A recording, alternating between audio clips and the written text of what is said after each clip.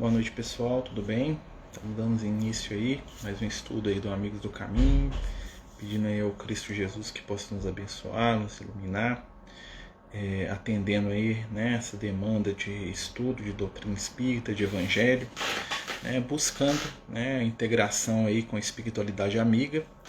E nessa quarta-feira, o nosso tema é sempre falar de mediunidade, a gente sempre deixa as quartas-feiras para a gente falar do assunto mediunidade. E hoje nós vamos falar um pouquinho de algumas histórias que os amigos espirituais contam, algumas histórias do mundo espiritual, e claro também atender as perguntas que porventura aparecerem durante o estudo aí sobre o tema da mediunidade. Então fiquem à vontade aí para perguntarem dentro aí da nossa temática da noite. A gente agradece a todos aí que estão participando, manda um grande abraço aí para todos os companheiros, todos os amigos aí que vêm com muita boa vontade, com muito carinho, colaborar conosco nesse estudo aí, que é uma contribuição humilde aí para aqueles que buscam o evangelho, o aprendizado, aquela coisa toda. Eu acredito que uma das coisas mais fascinantes da doutrina espírita, dentre todas aquelas que a gente vai encontrar aí dentro da grande área da doutrina espírita, pode perguntar, tá? Fiquem à vontade, tá bom? Tudo aquilo que está dentro da doutrina espírita é, com certeza, o contato com os espíritos. Nada mais consolador, nada mais aconchegante, nada mais fraterno do que a ideia de que a espiritualidade, de que os seres do mundo espiritual estão à nossa volta e que eles interagem conosco de alguma forma. Nós sabemos que a ciência hoje ainda não reconhece as questões do espírito, apesar de não ser um campo da ciência, vamos dizer assim, algo que ela analise ou que ela preste atenção, é mais um campo de fé. Nós sabemos que a doutrina espírita ela se propõe a aprender, a inquirir, e uma das fontes de conhecimento da doutrina espírita nada mais é do que o contato com a espiritualidade. A maioria das obras espíritas, a gente pode dizer que 90% dos livros espíritas que existem hoje são de origem mediúnica, são livros psicografados ou ditados, ou então estudos em torno de informações mediúnicas. Já visto aí as obras do Kardec, a gente vai ver os livros do Kardec, que são nada mais nada menos do que um apanhado de conteúdo que o Kardec, da sua maneira muito inteligente e muito sábia, ele vai codificar, ou seja, ele vai reunir e vai organizar aquele conhecimento espiritual que ele vai ter acesso ali na França do século XIX. Mas aí a gente fica sempre pensando, nós estamos aqui encarnados e cadê os espíritos? Onde que estão os espíritos nos grandes momentos, nas grandes situações, nas grandes provas? E uma coisa que a gente aprendeu aí, não somente através da nossa convivência com a espiritualidade, mas também através das obras, dos livros aí que nós temos na doutrina, é que a espiritualidade participa muito mais da nossa vida que a gente imagina. O que acontece muitas vezes é que os espíritos superiores, eles participam de uma maneira mais sutil, uma maneira mais, vamos dizer assim, econômica nas suas manifestações. Haja vista que os espíritos de luz eles têm por interesse o nosso crescimento, nossa melhora, a nossa felicidade, e não provar para a gente se eles existem ou não, porque eles não estão muito preocupados com essas questões que têm muito a ver com o ego, e muito menos com o auxílio que eles podem oferecer. E muitas vezes a gente vai perceber essa ajuda da espiritualidade maior de uma maneira um tanto quanto, vamos dizer assim, limitada, aparentemente. Oi, minha companheira, tudo bem? Ontem eu tentei te colocar no grupo lá, eu que não consegui ainda, tá? Mas não parei não, porque eu não consegui copiar o link lá, deu algum problema no meu celular. Mas não esqueci de você não, tá, filha? Então nós estamos falando aqui histórias dos amigos espirituais, nós não contamos nenhuma. Então uma coisa... O barulho faz parte. Uma coisa que a gente vai lembrar da espiritualidade amiga, uma coisa que a gente vai prestar atenção, é que os grandes espíritos, os bons espíritos, os espíritos iluminados, eles também têm as suas questões pessoais, as suas questões íntimas, né? E eu me lembro, né, de um companheiro que se manifestou numa reunião nossa, né? A gente estava fazendo um estudo de mediunidade, e aí se manifestou um espírito, né, que foi lá levado pela espiritualidade amiga, para poder contar para as pessoas que estavam ali na reunião como era a vida dele no mundo espiritual, né? Então ele se manifestou lá, né? Ele já de cara ele explicou que ele era um espírito comum, como todos nós, assim, né? Ele tinha desencarnado há algum tempo, e ele contou algumas coisas da vivência dele no mundo espiritual. Ele falou que ele vivia numa colônia, né? Que ele tinha essa colônia, chamava-se Colônia do Triunfo, aqui na nossa região aqui de Minas, né? Tem algumas várias colônias, e que nessa colônia ele cumpria, né, atividades de estudo, né, estava estudando, né, acerca de algumas questões de sociologia, que era o interesse dele enquanto encarnado, e que ele vivia, né, com mais alguns companheiros numa determinada, né, ele tinha uma casa, aquela coisa toda, ele tinha uma vida ali social, e que normalmente ele vinha visitar, né, o nosso agrupamento mediúnico, nossa casa espírita, né, com um grupo de trabalho dessa colônia, e ele estava ali para aprender né, como se comunicar, né? Ao mesmo tempo que tinha um grupo de encarnados estudando mediunidade, tinha um grupo de desencarnados que estava aprendendo a se comunicar, né? Espíritos já de certa forma equilibrados, e que ele era um deles, né? E que aí ele fez alguns relatos muito interessantes. Falou, por exemplo, da dificuldade que eles têm de fazerem a gente perceber o que eles estão falando, o que eles estão sentindo, né? Que às vezes é extremamente frustrante para aqueles espíritos que estão começando ali, né? Às vezes ficam lá do lado do médium ali, né? Tentando falar, tentando, né, que a pessoa perceba de alguma forma, né? E parece que eles estão falando para ninguém, né? Normalmente as pessoas não prestam muita atenção, ou então, né, não conseguem se concentrar suficientemente. E aí os companheiros da reunião fizeram uma série de perguntas: o que ele fazia, o que ele gostava, o que ele fazia nas horas vagas, né? E ele foi contando, né, dados da sua vida no mundo espiritual que eram muito parecidas, né, com o que a gente vê nos livros, que a gente vê nas obras, né? Ele era um espírito, como ele mesmo se denominou, um espírito comum, né, um espírito recém-chegado no mundo espiritual, né, e não dotado de grandes habilidades ou grandes capacidades. Ele falava que para ele, né, a vida no mundo espiritual era tão igual à do plano físico que às vezes até alguns espíritos do grupo que ele fazia parte duvidavam se eles estavam encarnados ou não, porque era tão parecido, né? E aí ele faz esse relato. Claro que nós temos, né, algumas outras histórias que eu acho que são interessantes também, né? Tem uns relatos aí do Lucas, né? Eu lembro uma vez que a gente estava conversando com os amigos espirituais, né? A gente estava na reunião mediúnica, e em determinado momento, né, a gente foi levado, né, pelo Lucas e pelos outros amigos espirituais a uma região, né, do astral inferior, né, um lugar bem desagradável, né? Não vamos descrever demais para não gerar sintonia, né? Mas uma região, né, das zonas inferiores, aonde nós nos vimos num ambiente cheio de árvores, né? Havia muitas árvores, né?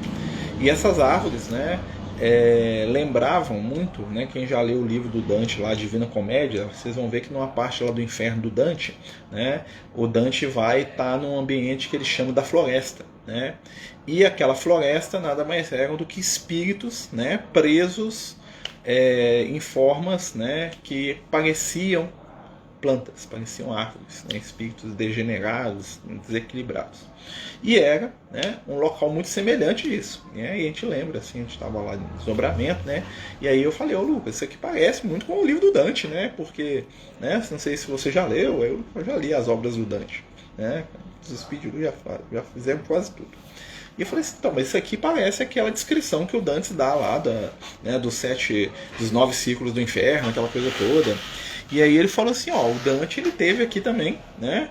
Só que ele descreveu o que ele percebeu de uma maneira diferente, porque, né, dentro da época que ele vivia, né, havia um conceito católico, então ele descreveu, né, o desdobramento que ele tinha, que era comum, e fez aquele livro, a Divina Comédia, em cima, né, dos conceitos católicos que ele tinha.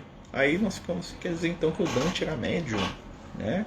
Ele falou: sim, tanto é que você vai ver que na estrutura do livro A Divina Comédia existem basicamente situações que são muito parecidas com o que vocês hoje, os médios, né, da doutrina espírita e em outras religiões, passam, né? Nós vamos encontrar o Dante saindo do corpo, visitando regiões inferiores, onde ele vai encontrar com pessoas conhecidas ou não.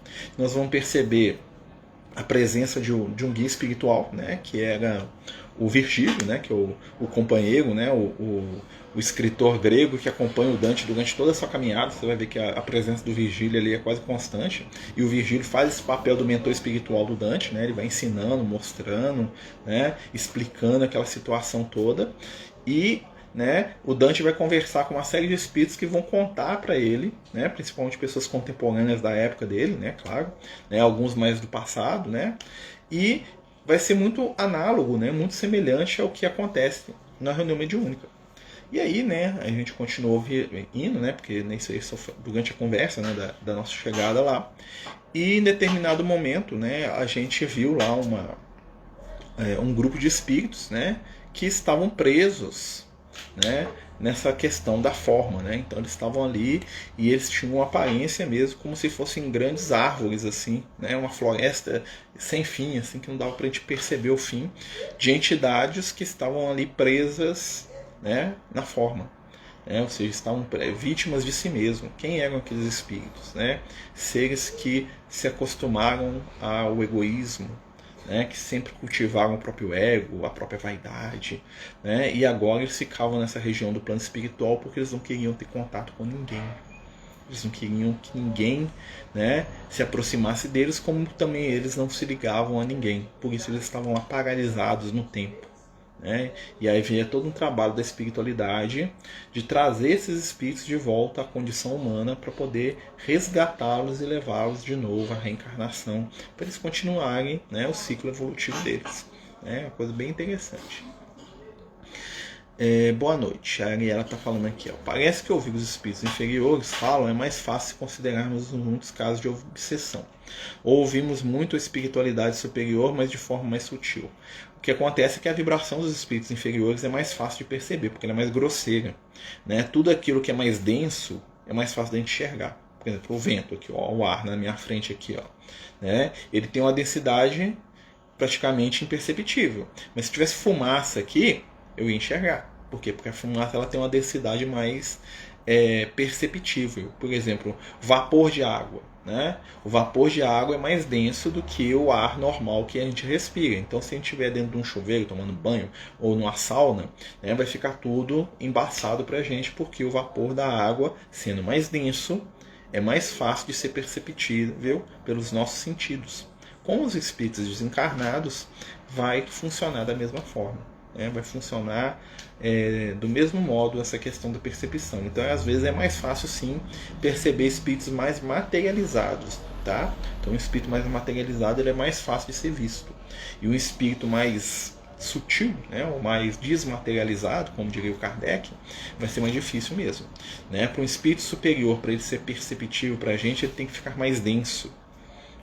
Ele tem que se adensar, ou então a gente tem que se elevar até chegar na onda de sintonia. Imagine que é uma frequência. O espírito inferior já está aqui mais ou menos na nossa, então um pouquinho que a gente mexe, a gente percebe.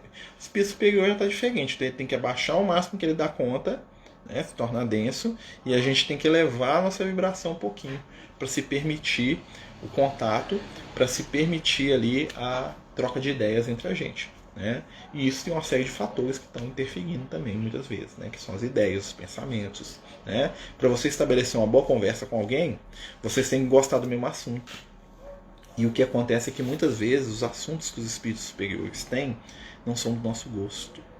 Né? Porque normalmente o nosso assunto predileto é a gente mesmo. E o assunto predileto dos espíritos superiores é ajudar o outro. Né? Então, às vezes não dá as nossas conversas não dão liga. Né? Porque a gente está sempre preocupado com as nossas próprias questões. Aí vem o processo, né, da elevação espiritual e da mudança de foco mental, de foco íntimo, com vistas, né, ao encontro com os amigos espirituais. Se o corpo espiritual em zonas de transição ainda tem funções semelhantes ao corpo físico, como que é a sexualidade vivida nas colônias? Essa é uma boa pergunta. né? Nas zonas inferiores, né, a gente sabe que a sexualidade é igual para pior do que tem aqui no plano físico. Inclusive, né, os espíritos vivem em orgias e outras situações, né? Teoricamente falando, se a gente for analisar a estrutura de um espírito que está na colônia próxima da Terra, né, por exemplo, o nosso lar, ou essa colônia que a gente falou aqui do Triunfo, né, eles têm a capacidade de manter relação sexual, porque eles têm, né, uma estrutura anatômica, inclusive orgânica, né, dentro daquela, né, vibração, que lhes permite isso. Claro que eles não vão engravidar ou coisa do tipo, porque eles estão em estado desencarnado e o organismo deles, né, espiritual, é um facsímile do nosso, ou seja, é uma cópia com o objetivo de dar a eles uma estrutura no mundo espiritual, né, não é um corpo físico. Mas é possível sim que haja ali o contato sexual do jeito que a gente entende. O que acontece é que quanto mais o espírito se eleva, né, quanto mais superior é a zona, né, as zonas espirituais, menos... vamos dizer assim, menos tátil é o contato sexual e mais afetivo. Então, né, nas zonas inferiores, nós vamos ver aquelas cenas deprimentes, igual o pessoal vê em filmes pornográficos, aquelas coisas todas, né, bem, né, assustadoras e até coisas piores do que a gente já viu nesses filmes mais tristes, né? Nas zonas superiores vão ser o quê? Vai ser relações baseadas na afetividade, no carinho, né? Em outros níveis de contato afetivo, né? E aí o que vai acontecer? A tendência é que as sensações mais materializadas vão perdendo gradativamente o espaço para a união das almas, né, em torno dos ideais superiores. E aí nós vamos ver que nos mundos superiores, na verdade, não existem mais casais. Existem grandes famílias de entidades afins, né, que se amam em níveis que a gente ainda não entende, né, dado que nós ainda somos seres que somos mais apaixonados do que, né, amorosos, né? Nós cultivamos muitas paixões porque nós estamos muito materializados ainda, tá? Mas é possível, né, e alguns espíritos nessas colônias, nesses lugares, ainda têm o contato sexual do jeito que a gente imagina, né? Vamos lembrar também que a sexualidade não tem nada de errado. O que tem de errado são os preconceitos que a gente envolveu o tema durante tantos séculos, exatamente porque era um tema que gerava viciação, né? E como toda viciação, né, o que é um vício? É algo que é feito de maneira desordenada, né, e desequilibrada. Né? Então comer, existe comida no mundo espiritual? Existe. O André Luiz ele toma um caldinho reconfortante lá. Né? Alguns espíritos relatam em colônias, como o nosso lar, que eles comem frutas, né? Relatam que eles comem alguns tipos de cereais, né? Relatam, eu já vi relato de espírito falando comer macarrão, né, com molho de tomate, né? Então, assim, existe um alimento. Mas eles não vão lá matar o boi, cortar o pedaço do boi e fazer aquela churrascada que a gente está acostumado. Ou seja, existe uma gradação. Né? Numa zona superior ao nosso lar já teria esse tipo de alimento? Aí não. Talvez uma água, talvez um líquido. Né? Uma zona mais superior ainda já seria outra coisa. Alimentar da luz do sol, do amor. Né? Jesus, né? Meu alimento é fazer a vontade do Pai. Então, né? Mas são gradativos. Assim também o contato físico afetivo. Né? Então a gente pode imaginar que espíritos que vivem no nosso lar, por exemplo, eles podem ter contato sexual do jeito que a gente entende? Sim. Mas vai ser sempre um contato sexual baseado no quê? Num amor sublimado. Né? Não vai ser aquele desejo aqui, eu trato o outro como um objeto do meu prazer, pronto, acabou aqui, esse lá fica para lá. Isso aí não existe. Porque são espíritos que têm uma estrutura mental afetiva acima da média. Então, existe, mas não do jeito que a gente tem. Já nas zonas inferiores, nós vamos ter contatos, né, mais animalizados e até mesmo assustadores. Né? Já vi que existem nos planos espirituais inferiores os chamados campos do sexo, né, que são grandes vales onde os espíritos, muitas vezes encarnados, né, grande parte da população encarnada da Terra, sai do corpo físico durante o sono e vai para essas regiões do astral inferior para poder manter relação sexual de maneira livre ali com quem eles acharem interessante, desencarnados e encarnados. Tá? É muito comum, infelizmente, dado o desequilíbrio que nós vivemos ainda, né, nas questões do afeto. Né? Quanto mais elevado, mais desmaterializa, exatamente, em todos os aspectos. Quanto mais inferior, mais denso, mais grosseiro. Né? Então essa é a lei. Tá? A densidade está ligada à elevação. Tá bom? Tem a ver sim. continuando, né, nós estamos contando a história dos espíritos aqui, né? Uma história que eu acho muito, muito bonita, né? Eu vou contar a história do Liel para vocês, né? Eu lembro que existem coisas boas e más no espírito. A gente estava na reunião mediúnica um dia, né? E em determinado momento da reunião mediúnica apareceu uma jovem, né? Um espírito feminino, uma moça, né? Que devia ter aos nossos olhos mais ou menos aí uns 18, 19 anos de idade. Né? A gente notava que esse espírito era de uma jovem, né? E que ela era um espírito mais antigo, no sentido de que era um espírito, né? Ou que estava mentalmente preso em encarnações do passado, pode acontecer, tá? Um espírito que fixa numa determinada encarnação, mesmo que ele vá e volte, ele se prende naquela forma. Por exemplo, imagina que esse espírito viveu, né? O caso dessa menina, vou contar o caso dela, mais fácil. Essa menina, ela viveu em Israel na época de Jesus. E, né? Ela teve um trauma nessa encarnação. E o que acontece? Ela reencarnou várias vezes, mas sempre que ela voltava para o mundo espiritual, ela voltava a ser a mesma mocinha da época dela de Israel, porque ela estava mentalmente presa num fato que aconteceu. E aí esse espírito manifestou na reunião mediúnica, né? Muito entristecida, muito chorosa, né? Muito revoltada. E ela falou assim que ela tinha muito ódio, muito ressentimento, porque, né, ela foi abandonada pelo pai. Né? Isso aí na visão dela. E aí, né, em determinado momento da reunião, ela conversando, aquela coisa toda, né, o Liel entrou dentro da sala. Né, entrou assim com aquele espírito iluminado, né, desse bom farol, assim, né. E na hora que ele olhou para ela, né, ele já tinha visto ela, né, ele se deixou ver. Na hora que ele viu a menina, ela olhou para ele e começou a xingar e brigar. Ela tinha sido filha dele, né, na época lá de Jesus, ela tinha sido uma das filhas lá dele, que era mestre lá de Israel, né, que era um doutor da lei, e, né, e ela lá muito revoltada, né, a gente olhando assim, como é que o espírito pode ficar revoltado com um ser cheio de amor para dar igual ele, né?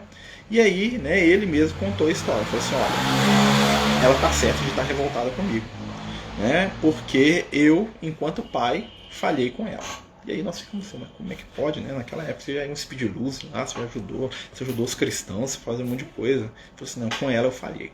E aí ele foi contar a história, né? Ele falou assim, olha, na época que a gente estava lá em Israel, né? Eu era um professor, como você bem sabe, né? Dentro ali das questões religiosas né? Do judaísmo. E dentro da nossa religião, né? Havia alguns adágios religiosos, algumas regras, e uma delas era o seguinte, você não ensinava o Torá, ou seja, a lei, né, para a mulher. Era proibido.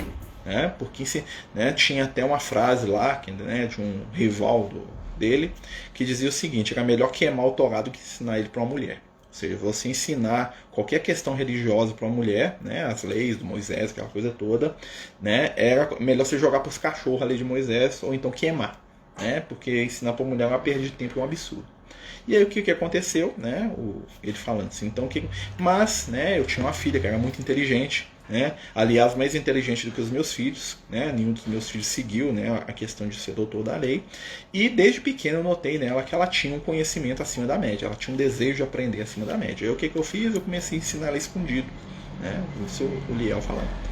Comecei a ensinar o Torá para ela escondido. Então, quando eu voltava da minha escola, né, que é uma escola famosíssima em Jerusalém, né, o Paulo de Tarso estudou na escola dele, né, foi aluno dele, né, quando ele voltava da aula, né, o que ele fazia? Ele chamava a filha dele num cômodo separado lá da casa, e o que ele ensinava para os meninos na escola do Hillel, que era, né, o nome da escola dele, que era o avô dele, que já tinha desencarnado há muito tempo, né, ele ensinava para a filha. Ele ia ensinando, ia falar, debatia, aquela coisa toda que os judeus gostavam, né? E aí, né, quando ele estava lá no meio daquela coisa toda, a menina toda empolgada, querendo aprender, querendo saber, querendo isso, querendo aquilo, né? O que aconteceu? Ele estava prestes a ser eleito o venerável, lá, um dos líderes lá do Sinédrio, e um rival dele, que era um companheiro lá, né, que era de uma escola rival lá, que é um rival dele da vida inteira lá, né, descobriu que ele estava dando aula para a filha. E aí, né, ele foi, né, e reuniu lá o grupo de doutores da lei, foi na casa dele e falou assim, o senhor não pode, Raban, o senhor é a luz de Israel, o senhor não pode fazer um trem desse, eu estou fazendo uma coisa que é abominável, você está gastando o tempo sagrado do senhor com seu conhecimento para ensinar para uma moça, né? E aí ele escutou aquilo calado, né, e com dor no coração, a partir daquele dia ele parou de ensinar a filha dele. Ele pagou, nunca mais ensinou, a menina pediu, chorou, e ele não vou te ensinar mais porque, né, é essa questão toda. A menina, né, ficou doente com aquilo e passado algum tempo ela desencarnou, né, muito antes da morte de Jesus. Isso, o Liel era jovem ainda, né, quando Jesus desencarnou ele já era um idoso, né, isso foi na juventude dele. E aí, né, esse espírito, né, depois disso, né, ele reencarnou várias vezes. Claro que o Liel lá nos planos superiores ficava trabalhando as encarnações dela para poder ajudá-la, aquela coisa toda, mas ela nunca o perdoou. Porque todas as vezes que ela voltava para o mundo espiritual, né, aquela sensação de fracasso, de ter sido abandonada pelo pai que era o herói, né, ficava muito forte na cabeça dela. Até que nesse dia ela foi na reunião mediúnica e ele foi lá e pediu perdão para ela. Né, e falou assim que ele estava errado e que ele deveria sim ter, contra tudo e contra todos, continuado a ensinar ela. E foi uma das cenas mais lindas que eu vi. Né? Começou a chorar, ela chorou também. Né? E aí ele virou pra gente na reunião e falou assim: olha, meus filhos, vocês me perdoam aqui as ações muito humanas, né? Mas quando alguém, né, que está ligado ao nosso coração se manifesta, nós nos permitimos também as lágrimas. Né? É interessante isso. Né? Então, assim, é uma história que eu acho muito tocante. Né? Vamos ver aqui a pergunta do amigo. A princípio, a capacidade de volitação seria bem exclusiva, mas o André Luiz consegue bem cedo, né? Como se dá isso? O André Luiz ele consegue com ajuda, né? Na verdade, a gente vai ver que a maioria das capacidades que o André Luiz tem são frutos de intervenções dos companheiros do nosso lar, né? A gente vai ver que no livro Os Mensageiros ele vai passar por uma operação nos olhos para ele poder enxergar melhor, né? Para ele poder enxergar as energias, as vibrações, né? Ele fica tipo com a visão do super-homem, né? Visão telescópica, microscópica, assim, né? Né? E isso é uma coisa que os espíritos conseguem relativamente, principalmente quando tem algum outro espírito, né, ensinando para eles. Tá? Então o André Luiz ele tinha uma capacidade limitada de volitação, tanto é que dentro do nosso lar ele não dava conta de fazer isso. Tá? Outros espíritos superiores podem fazer isso em qualquer lugar. Mas só que o que acontece? Normalmente eles não fazem isso para não humilhar quem não tem a mesma capacidade. Então no nosso lar você vai ver os mentores tudo andando na rua. Né? Por mais que se ele for para casa dele, lá, seja lá onde for, ele possa desmaterializar e aparecer onde ele quiser, né? Se ele estiver andando com você na rua, ele não vai fazer isso não. Ele vai te respeitar e vai fazer só aquilo que o seu nível evolutivo dá conta de acompanhar. Né? Como a gente sabe, né, uma vez o Lucas falou, né, isso é a etiqueta do mundo espiritual. Né? Você nunca se exibe. Né? Você nunca mostra capacidades desnecessárias. Né? Os espíritos de luz são muito criteriosos com isso aí. Né? Mas são coisas bem interessantes que a gente vai notar aí. O André Luiz ele vai conseguir. Né? Tem a passagem lá no livro dos Mensageiros que ele começa a ver que ele tem própria luz. Né? Que ele vai fazer uma prece, ele vê que ele tem uma luz. Né? Tênue lá, ele fica tão feliz com aquilo. Né? Então os espíritos eles têm capacidade. A gente também tem. Né? Muitos de nós quando fazem prece se iluminam, viu? Né? Porque isso depende muito do sentimento. Tá? A iluminação não quer dizer que você é um espírito perfeito. Quer dizer que você é um espírito que está trabalhando valores. Né? Com certeza, quanto mais superior, mais humilde é o espírito. Né? Às vezes você está com a entidade, com um espírito elevadíssimo, e ele não dá, vamos dizer assim, sinal disso. Só em determinado momento fala, que espírito que é isso? Né? Tem algumas horas que em algumas situações, né, os espíritos se mostram tal qual eles são. Tá? Mas isso é em situações que são extremamente necessárias. Ou então quando eles estão entre eles lá do mesmo nível, né? Então eles se mostram com a aparência que eles têm. Né? Normalmente os espíritos eles tendem a, vamos dizer assim, reduzir-se, né? E velar, né, as suas capacidades exatamente para não ofender. Né? Se a gente lembrar lá do livro dos Mensageiros, a gente vai ver que em determinado momento do livro, no início do livro, né? Depois, quando a Luiz tem uma série de conversas lá com alguns espíritos, eles vão para as regiões inferiores, e depois que ele tem aquele fenômeno luminoso, o mentor que estava com ele fala assim: ó, meus amigos, agora, né, tá ele e o Hilário, né, primeiro livro que aparece o Hilário Silva. Eles falam assim: agora nós vamos forçar a nossa vontade para poder apagar qualquer fenômeno luminoso. Né? Não nos convém humilhar aqueles à nossa volta com as nossas conquistas. Né? E normalmente nós gostamos de aparecer, né? Chega, se nós tivéssemos um espiritual ia brilhar igual a árvore de Natal, se eu pudesse, né? Por isso que a gente não está lá, né? Por isso que a gente não brilha também, né? Então, assim, no mundo espiritual, o que vale é o quê? Simplicidade, é o amor, é o trabalho, né? E, sobretudo, o exemplo. Né? O exemplo é o que é mais importante. Normalmente, né, é assim que começam todas as situações, né? E isso me lembra, né, quando a primeira vez que a gente viu que o Liel manifestou lá no nosso grupo, no Francisco de Assis, foi numa reunião que a gente tem todo ano de orientação, que apareceu lá, né? Eu já conheci ele, mas eu fiquei quietinho, né? E aí ele chegou lá na casa e falou assim: meus irmãos, eu estou vindo aqui, gostaria de trabalhar com vocês, eu estou falando do meu jeito, né? Mas falo de um jeito todo poético, ele fala de um jeito todo poético, eu não pode repetir, não. E aí ele pediu assim: ó, eu queria pedir a vocês, né, para que vocês permitissem que a partir de agora eu trabalhasse aqui na sua casa, aqui, né? Eu estou vindo aqui dos planos mais distantes, né? Estou distantes. E eu gostaria de trabalhar aqui, né? E eu gostaria de trabalhar nos serviços de limpeza do plano espiritual, né? E aí o Liel ele ficou 1 ano na casa fazendo serviço de limpeza no plano espiritual, né? Claro, né? Então era um cara que dava banho no doente, que limpava o chão, que, né? Imagina isso. 1 ano depois, né? Quando ele já estava lá acostumado, né? E ele começou aí sim a trabalhar, né, a se mostrar um pouquinho mais, dar um conselho, dar uma palavrinha aqui, né, e foi conquistando o pessoal ali com as ações e com as palavras, né, que é mais importante. Esses espíritos mais densos que vivem em zonas inferiores são os mesmos que vêm no centro de Umbanda, terreiros. É possível, tá? É possível. Tá? Mas a gente não sabe porque tem muito espírito superior que vai também, né, gente? A gente sabe que em toda religião existem espíritos inferiores e superiores, né? Por exemplo, os espíritos que são atendidos na casa espírita, principalmente os, né, aqueles que a gente chama de pronto-socorro espiritual, né, que estão sendo atendidos lá porque estão precisando de ajuda, normalmente são entidades que são, né, de baixo nível, por isso os médios percebem mais fácil, né? Você pode ver que numa reunião mediúnica, normalmente a gente percebe muito mais espírito inferior do que superior. E normalmente ao contrário, tem mais espírito superior. Tem muita entidade, às vezes, que está ali na reunião mediúnica, trabalhando na segurança, ajudando, né, criando todo aquele ambiente lá, controlando quem entra, quem sai, e a gente não percebe. A gente percebe todos os espíritos sofredores que chegam brigando, dando murro na mesa, gritando, né? Então, existe ali para aquele espírito se comunicar, né, toda uma estrutura espiritual. Nossa, não é que é o gato brigando com o outro aqui, brigando do jeito desse, né? Existe toda uma estrutura espiritual que muitas vezes a gente não percebe, né? Mas existem, claro, entidades muito materializadas, entidades muito apegadas, né, às questões da matéria, que vão, né, em determinados grupos, seja eles qual forem, né, e eles querem ter as sensações que eles tinham enquanto encarnados. Então eles vão pedir bebida, comida, cigarro, sexo, né? Eu já vi falar de grupos aí, né, que não são espíritas, né, mas são que trabalham com mediunidade, no qual, né, os médiuns têm relação sexual lá dentro da reunião lá para poder atender o desejo dos espíritos de fazer sexo, né? Então os espíritos pedem, os médiuns vão lá, fazem, e os espíritos lidam com aquilo lá e absorvem aquela energia. Claro que são espíritos equilibrados, né, em troca de favores desses espíritos aí, né, que são desequilibrados tanto quanto os encarnados, né? Ou seja, existe uma afinidade. Como os espíritos superiores lidam com a falta de afinidade? Como quando somos obrigados a conviver com quem não nos afinizamos? Eles constroem afinidade.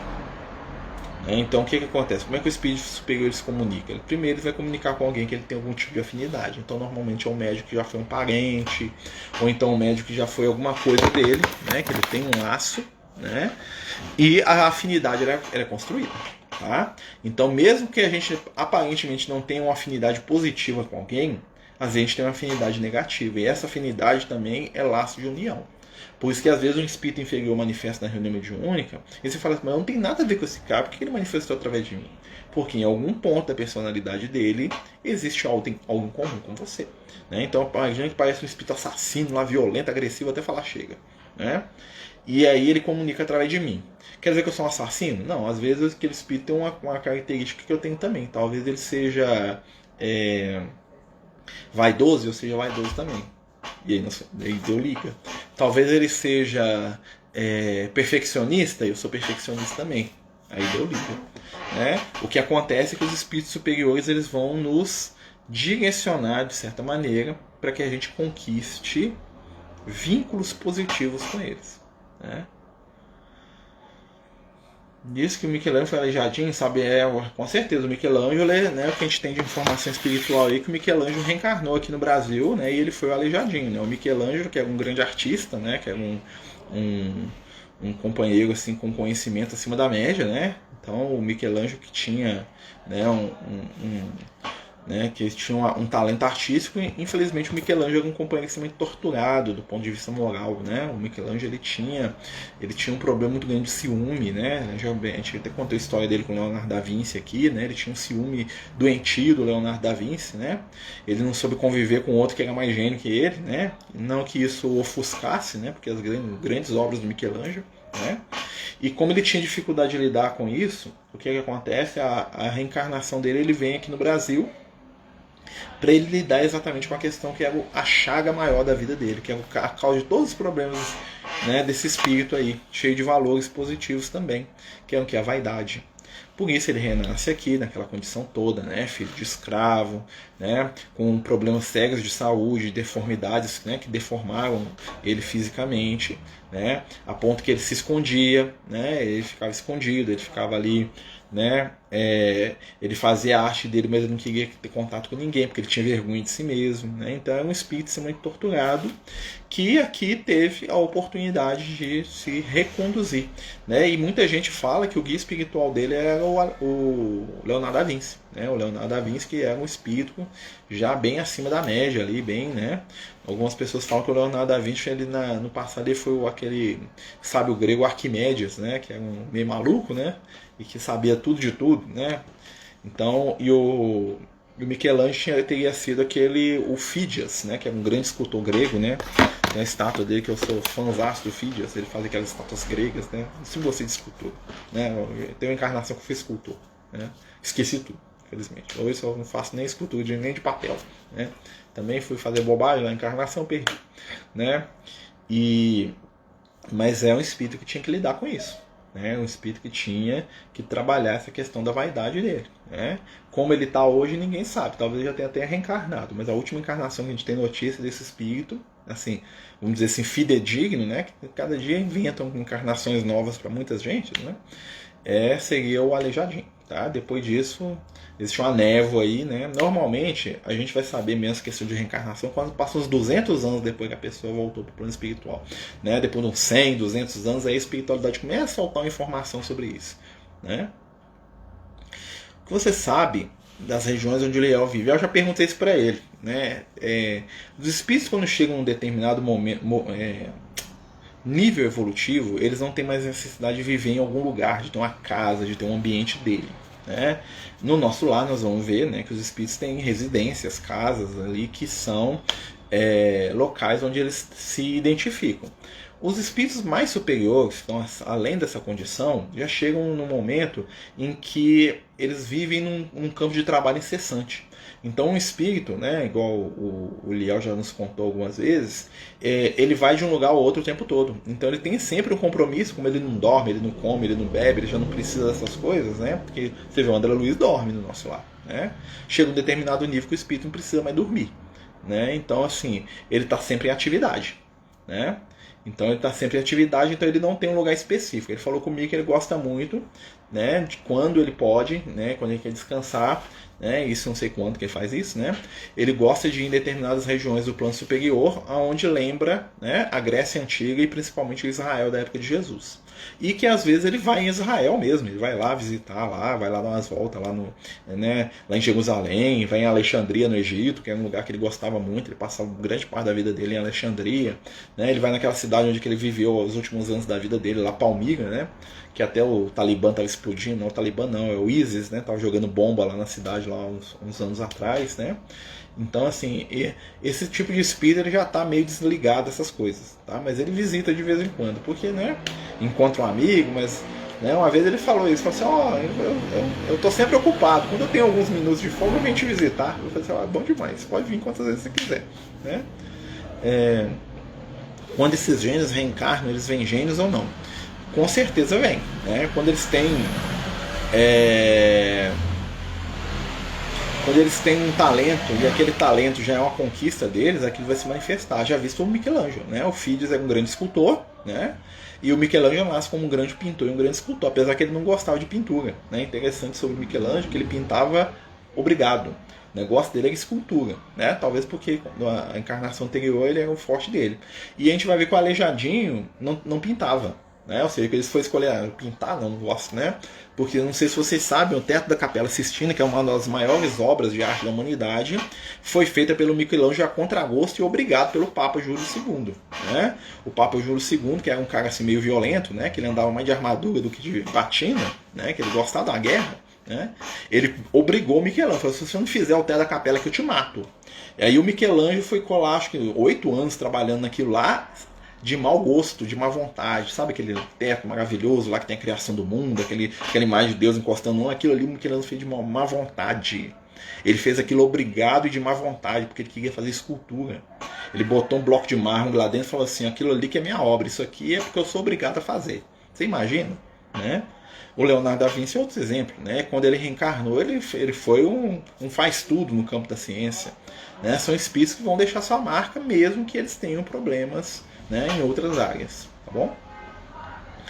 O mundo espiritual não paga, como você disse da ministra Meirelles, 1 milhão de horas de trabalho, exatamente. A ministra Meirelles tem 1 milhão de horas na década de 1944, 45, né, que foi quando o livro Nosso Lar lançou.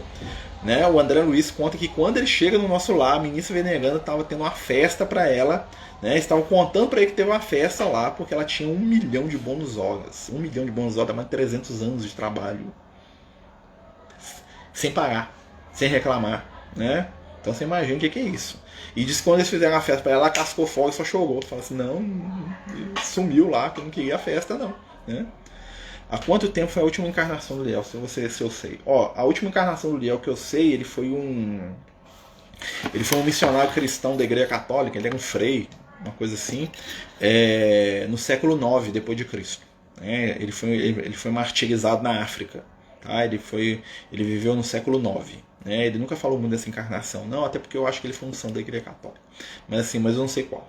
Tá? Mas ele não fala muito, ele só contou que foi a última vez que ele encarnou, ou seja, tem mais ou menos 1000 anos que ele não reencarna, tá? Mais ou menos, um pouco mais, né? Século IX, né?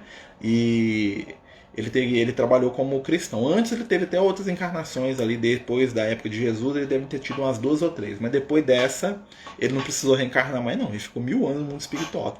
Segundo ele vai reencarnar daqui a uns tempos aí, daqui a uns 20, 30 anos ele tá aparecendo aí no plano físico, vamos ver, né? Tomara, os espíritos de luz aí, né?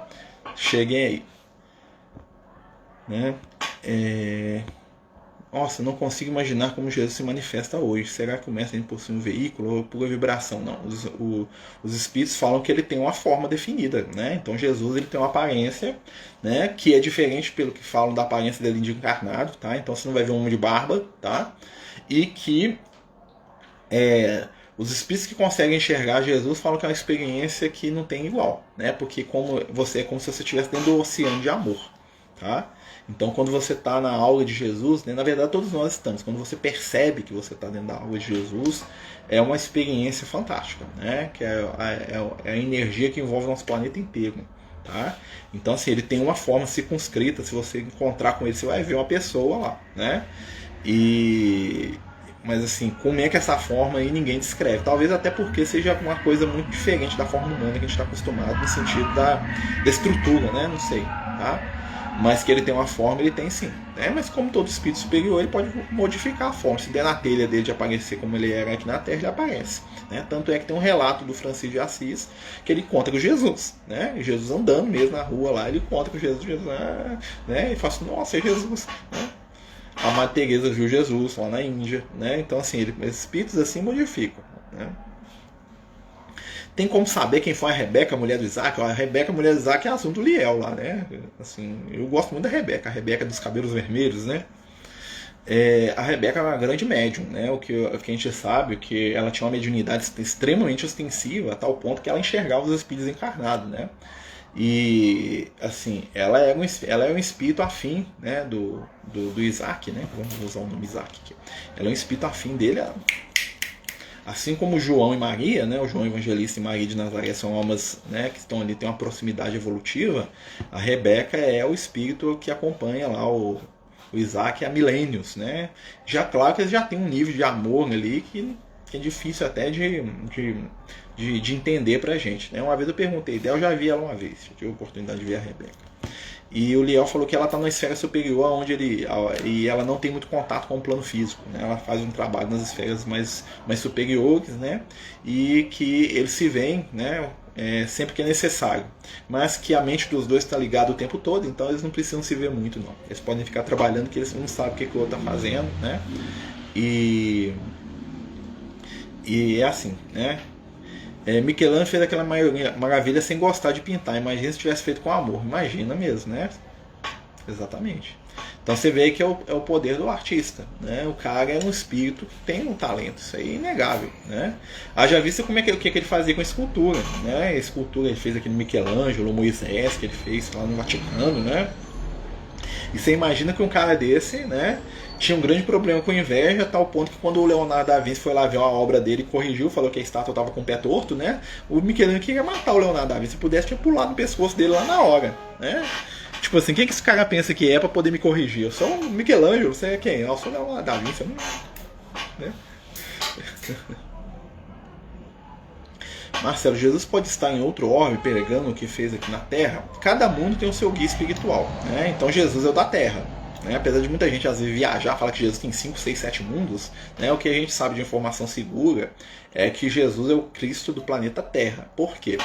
Porque, vamos dizer assim, ele está ligado diretamente à essência do nosso mundo. O nosso mundo se agrega em torno dele, tá? Então, assim, um espírito do nível de Jesus, ele tem uma função específica. A função específica dele aqui na Terra, né, o turno de trabalho dele vai acabar quando a Terra acabar. Daqui nós estamos na metade do turno de trabalho de Jesus. Né? Um mundo igual à Terra dura uns 10 bilhões de anos. Né? Então já tem uns 4,5. Então Jesus ainda tem aí, né, o resto do dia para trabalhar com a gente. Tá? Claro que mentalmente ele pode ir em qualquer lugar que ele quiser. Né? Um espírito do nível de Jesus. Né? Mas ele tem uma responsabilidade espiritual com a gente aqui. Né? Ele tem outras ovelhas em outros apriscos, não quer dizer que ele tem outros mundos, ele quer dizer que ele tem amizades e contatos, né, em outros orbes. Tá? Então a função dele, por enquanto, é com a gente. No dia que a Terra acabar, ele vai ter um outro mundo lá, vai fazer um outro, não sei, ou vai fazer outra coisa, não sei. Isso aí são teorias, né? Mas que a gente sabe que ele está aqui com a gente, né? E a Terra é muita coisa, né, gente? São bilhões de seres aqui na Terra. Muita gente, muito animal, muita planta, né? E Jesus, enquanto coração do mundo, né? Porque ele é a alma do mundo, né? Os gregos chamavam o espírito que é Jesus de Gaia, sabe? Gaia lá, a mãe natureza, é Jesus, é o mesmo espírito, tá? Né? O criador, né? Os egípcios chamavam de Atom, né? De Ra, né? O Deus Sol, né? Mas é porque estava aqui na Terra, assim, né? E então, assim, a função dele já é bem grande, já tem bastante coisa para ele dar conta aqui, né? E ainda bem que ele está aqui com a gente, nos guiando, nos orientando, nos amando, né? Seguindo em frente conosco. Gente, nós estamos chegando no final aí, né? Nós falamos um pouco de história, né? Contamos algumas aí, né? Nosso objetivo hoje é falar um pouquinho da espiritualidade, dessas questões, né, do mundo espiritual, né? Quem tiver alguma dúvida, ainda temos 10 minutos, né? Gaia, né? A mãe terra, né? Dos gregos lá, né? É o mesmo espírito, né? Só que os espíritos viviam como um espírito feminino, né?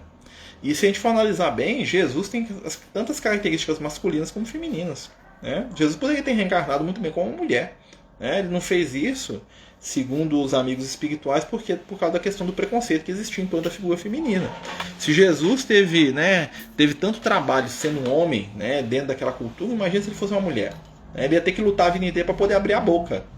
Então ele ia perder muito tempo da missão dele, né? E por isso que ele não veio como mulher, tá? Jesus não é um espírito intimamente masculino, né? O espírito do nível de Jesus já transcendeu isso há muito tempo, tá? Então, se você chegar no plano espiritual, você pode achar uma moça lá e vai ser Jesus, né? Ou pode achar lá um idoso ou uma criança e vai ser Jesus, tá? Então a gente tem que desconstruir essa imagem aí que Jesus é um homem só, né? Jesus é muito mais que um homem, né? Jesus é muito mais que um homem, Jesus é um espírito que já está em equilíbrio. Né? Jesus é uma entidade que está além da condição masculina e feminina, como nós um dia vamos chegar também. Né? Nós sabemos que a gente está encarnado aqui. Né? Uma vez o Lucas falou comigo que minha próxima encarnação vai ser mulher. Eu falei assim, Jesus tenha piedade, se eu já sou um homem desmazelado, imagina uma mulher. Eu sou uma mulher ruim demais, muito feia. Né? Porque eu sou um homem desmazelado. Né? Imagina, se você é uma mulher, você é uma mulher desmazelada. Mulher desmazelada é muito mais feia que um homem, né? Não que, né? Então eu já fiquei preocupado com essa situação, né? Mas é brincadeira, né? Espero, né? Quem sabe, né? Sei lá. Não sei se eu daria uma boa mulher, não. Essa é uma mulher muito esquisita. Né? Eu tenho que aprender muito para chegar a ser, reencarnar como mulher. Né? Mas assim, os espíritos não se ligam muito a isso, não. Né? Muitas entidades, às vezes, que são até almas parceiras, né? Reencarnam no mesmo sexo. Né? É muito comum. Tá? O exterior não é nada. Né? O lado de fora é tudo. Lembra que o Judas Iscariotes, né? A última encarnação dele foi como mulher, foi a Joana d'Arc. Né? Então, Jesus também pode se manifestar de modo secreto. Olha, Jesus pode fazer o que quiser. Né? Assim, a gente pode imaginar o que ele, na telha dele ele faz. Né? Claro que quando ele vai fazer uma coisa dela, ele tem um objetivo que a gente não entende. Né? Por isso que é complicado de falar assim. A pessoa falou que viu Jesus e fala assim, será? Né? Falar que não é complicado. Né? Claro que a gente vai falar, né? A gente vai analisar o contexto da situação. Mas Jesus, ele tem liberdade para fazer o que quiser. O Espírito Unido de Jesus, se ele quiser aparecer aqui agora, eu vou falar muito obrigado. Né? Ah, mas ele apareceu, eu não posso acreditar. Quem disse que eu não posso acreditar? Por acaso eu vou pedir conta para Jesus do que ele está fazendo? Né? Não vai não. Né? Não vai mesmo. Né? Jesus é um espírito como ele. Faz o que os espíritos de luz fazem o que eles querem. Né? Muita gente quer controlar os espíritos de luz. Fala, esse espírito não pode manifestar, não. Por que ele não pode? Se não deixou? Né? Normalmente quando manifesta um espírito mais iluminado, uma entidade que, né, que dê algum nome mais, né, impactante aí, né? Claro que eles não fazem isso de maneira leviana, né? O espírito não vai revelar uma encarnação no passado se aquilo não tiver objetivo, né? Vai chegar aqui, eu fui o Galileu. Ah, tá. Por que você veio aqui? Ah, porque eu queria aparecer para você, né? Mas ninguém pede os espíritos de luz manifestar, não. Uma vez o Liel falou comigo que o João Evangelista vive rodando aí num monte de lugar aí. Né? João Evangelista, Pedro, Tiago, os apóstolos, Maria, já deu comunicação num monte de casa espírita aí sem que ninguém soubesse que é eles. E também porque se eles falassem, o pessoal não ia acreditar. Né? Então assim, por quê? Porque a gente quer controlar os espíritos, a gente acha que os espíritos vão aparecer do jeito que a gente quer, né? E não é não. Tá? Os espíritos, né? O Dr. Bezerra tem mensagens aí do Chico contando que o Dr. Bezerra manifesta muito em casa de Umbanda. Né? Porque quando ele vai em algumas casas espíritas, o pessoal acredita que é ele, porque ele não pode, né? Não, doutor Bezerra, não. Quem sou eu para receber o doutor Bezerra? Quem você está pensando que você é? Né? Nós temos essa baixa autoestima, né? Então é complicado. Mas pode ter certeza, os espíritos aí que são ligados com a gente, eles não estão muito preocupados se o outro acreditou em quem que ele é, o que ele é, não. Porque os espíritos de luz, eles nos convencem através da sua conduta. Né? Através da sua conduta. É uma coisa para a gente guardar, né? Porque um grande espírito, ele vai se revelar nas ações do dia a dia e na obra que nasce em torno da figura dele. Às vezes alguma pessoa fala assim, que espírito, que isso, que aquilo. Eu falo assim, observa a obra que está nascendo em torno desse espírito. Aí você vai saber se é do bem ou do mal. Né? Existem alguns nomes veneráveis aí que a gente às vezes escuta de entidades que vão dar origem a coisas que são tenebrosas. Então não é. Mas existem alguns outros nomes aí que a gente escuta aí em alguns lugares que você vê que está tendo um movimento de caridade em torno daquilo. Pode saber. Né? É a obra que vai dizer a identidade do espírito. Então é só o tempo. Né? O tempo é a maior situação. E os espíritos também não estão muito preocupados, né, com identidade. Né? Tanto é que eles falam muito de identidade quando a gente já não está ligando para isso. Né? Quando a gente não liga muito para isso, que eles começam a contar as histórias de encarnação passada, uns trem assim, né? Mas se a gente for muito fixado nisso, eles perceberem que a gente é muito deslumbrado com essas coisas, não vem informação, não, eles não contam nada, não. Né? Normalmente a gente, as melhores informações espirituais são espontâneas, são suaves, parecem com tempo, com anos, né? Anos a fio de preparo, de trabalho, de esforço. Né? Eu não esqueço, né? Nós estamos aí com o pessoal do Amigos do Caminho, a gente está com o projeto de lançar um livro. Né? A gente está querendo lançar um livro das mensagens que a gente faz, né? Das psicografias, aí dá para fazer acho que até 2 livros. A gente vai fazer uns livros de mensagem para arrecadar recursos, né? Para as obras sociais. E eu lembro quando eu entrei na doutrina espírita, né? A gente estava um dia lá nos estudos lá, aquela coisa toda, né? E aí eu virei pro Liel, numa reunião lá que a gente teve lá, e falei assim, Liel, vamos escrever um livro? Estudo de evangelho, um negocinho daqueles que a gente gosta, né? Ele olhou pra mim assim, com aquela cara de pai velho, né? Olhou assim, meu filho, né? Fazer o seguinte, fazer um trato com você, né? Trabalha para Jesus 20 anos, depois nós conversamos sobre o livro. Tá? Isso foi em 99. 99, isso não esqueço, né? Nós estamos em 2020, já deu uns 20 anos, né? Agora começa a aparecer essas mensagens aí da espiritualidade que a gente coloca no Instagram, manda pro pessoal durante o dia, né? né? Tem mais ou menos aí uns 2 anos no máximo. Né? E eu nunca atinei, só atinei depois eu atinei, né? Mas quando começou eu nem percebi, foi uma coisa que começou ali, mandar uma mensagenzinha no WhatsApp para um, para outro, né? Aí eu comecei a perceber que o Lucas e o Liel começavam a vir todo dia, eu falei assim, ó, esse negócio tá ficando bom. Aí com o tempo, quando a gente juntou mais de 100, já deve ter acho que 600 mensagens só no Instagram, né? O Liel, aí eu perguntei para ele, falei assim, ó, nós vamos fazer o livro? Eu falei assim, ó, olha aí que já existe, né? Então assim, é dessa forma que a espiritualidade trabalha, tá? Né? Se o Espírito viesse para mim e falasse assim, semana que vem nós estamos escrevendo livro, aí era um motivo de eu torcer o nariz, né? Mas talvez na minha ansiedade eu achar bom, né? Mas o que acontece? O trabalho dos espíritos de luz ele é consolidado. Então tem que ter, né? Para a gente começar com esse trabalho de psicografia aí, apesar de já conhecer os espíritos quando eu era mais jovem, 20 anos de trabalho por Cristo. Né? Então a gente tem que trabalhar, fazer o bem, 20 anos, né, engolindo sapo na casa espírita, os outros engolindo a gente também, porque a gente é difícil de ser engolido, né, a gente tem que lembrar sempre disso, né, 20 anos de trabalho social, né, de cesta básica, de auxílio a quem precisa, né, falando isso, gente, né, eu sei que vocês estão aqui, alguns estão próximos de mim, tem uma assistida nossa que está passando uma situação muito difícil, está precisando de uma geladeira. Se alguém souber que tem uma geladeira para doar aqui na região de Contagem, aqui, pode ser uma geladeira usada, né? Nós temos uma assistida, a nossa Rosane, que está precisando muito. Ela me ligou hoje aqui pedindo, Marcelo, você não tem uma geladeira? Não, eu falei assim, tem, é da minha casa. Ah, ela falou, essa serve. Eu falei assim, não, minha filha, eu preciso da minha aqui, como é que eu fico sem, né? Aí ela falou que a geladeira dela estragou, né? E se alguém tiver aí uma geladeira para doar aí, né, fala pra gente aí. Né? Tem que ser aqui na nossa região, né? Claro, né? Pode ser uma geladeirinhazinha velha, tá? Para assistir da nossa querida Rosângela, tá bom? Mas no mais, meus amigos,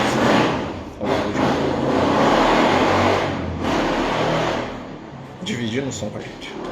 Pessoal, nós estamos terminando o estudo. Né? Agradecemos a todos aí que colaboraram, que participaram. Né? Lembramos que a gente está chegando aí perto da nossa festa de Natal, que vai ser no dia 19 de dezembro. Né? Nós vamos filmar, eu vou tentar fazer uma live lá na hora, vamos ver se vai dar, né? Porque às vezes tá carregando negócio, né? Então não dá pra.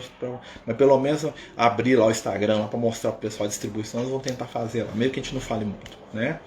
E queria agradecer a todos vocês aí pela colaboração, pela ajuda, pela boa vontade. Lembrar, né, que sexta-feira agora nós temos continuidade do Sermão da Montanha, nós estamos estudando o Sermão da Montanha, né? Sexta-feira nós vamos continuar. E no próximo domingo nós temos o capítulo 5 do livro Nosso Lar. Né? Quem quiser ler, estudar com a gente lá no nosso grupo lá do Amigos do Caminho. Né? A companhia que pediu pra gente adicionar, eu não esqueci de você porque eu não consegui, mais uma vez falando, mas eu vou tentar agora para minha cabeça ruim não se perder, tá? No mais, fiquem com Deus, fiquem em paz, que o Cristo Jesus nos abençoe, nos ilumine, nos encha de amor, de afeto e de luz. Fique conosco, Senhor, hoje e sempre, na manifestação do bem e da luz. Que assim seja, graças a Deus. Boa noite, meus amigos. Fiquem com Deus. Muita paz, muito amor.